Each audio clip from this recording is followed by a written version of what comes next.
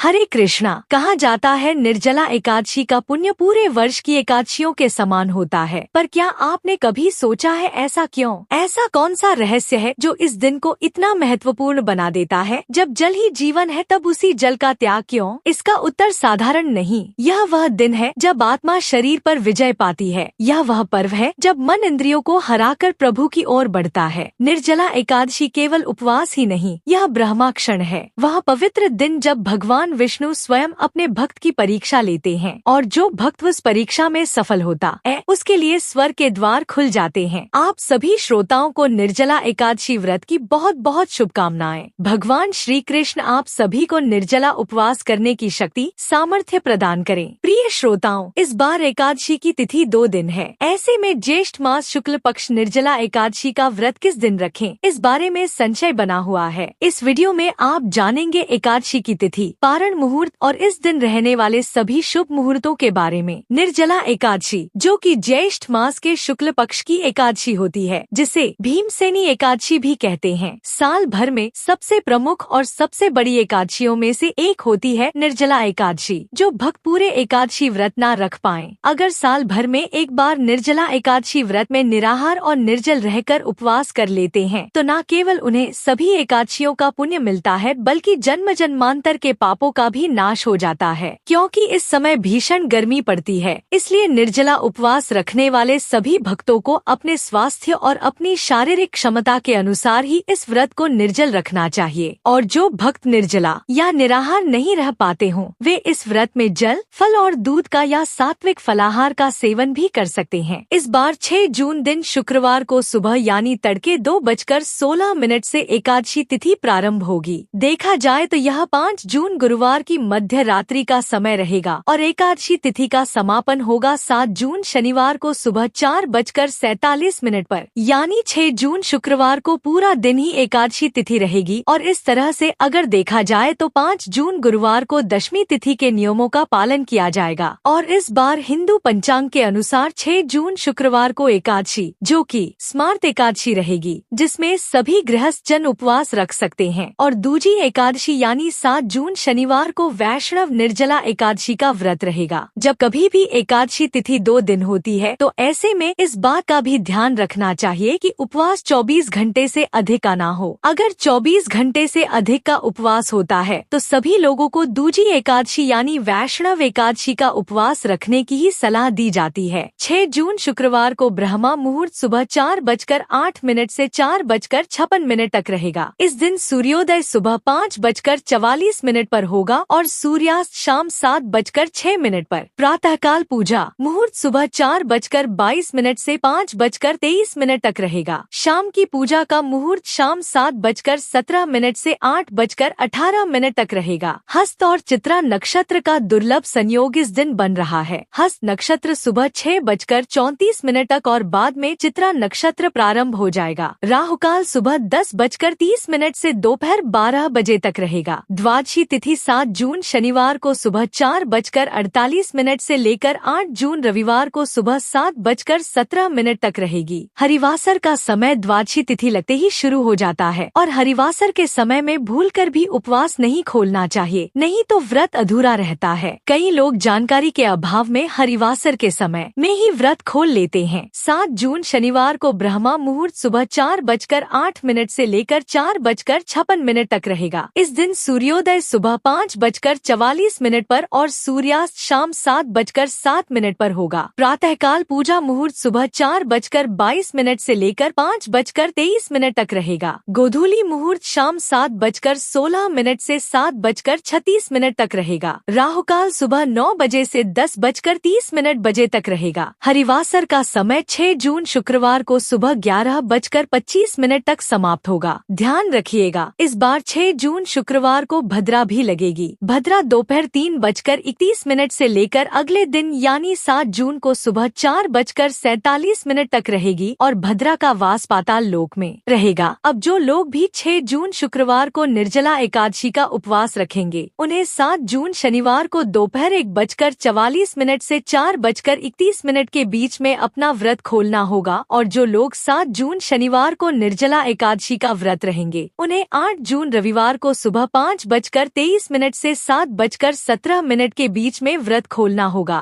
ध्यान रखिएगा, 7:17 तक द्वादशी तिथि समाप्त हो जाएगी। जब भी एकादशी तिथि 2 दिन पड़ती है तब दूसरे दिन वाली एकादशी का महत्व अधिक हो जाता है। ऐसे में सलाह यही दी जाती है कि आप सभी को भी दूजी एकादशी का ही व्रत करना चाहिए। दशमी तिथि के नियमों का पालन आप एकादशी व्रत से ठीक 1 दिन पहले करें। 2 दिन एकादशी का व्रत है, लेकिन आप जिस दिन स्वयं व्रत रख रहे हो केवल उसी एक दिन आपको तुलसी जी में जल अर्पित नहीं करना है। बाकी दिनों में आप जल अर्पित कर सकते हैं।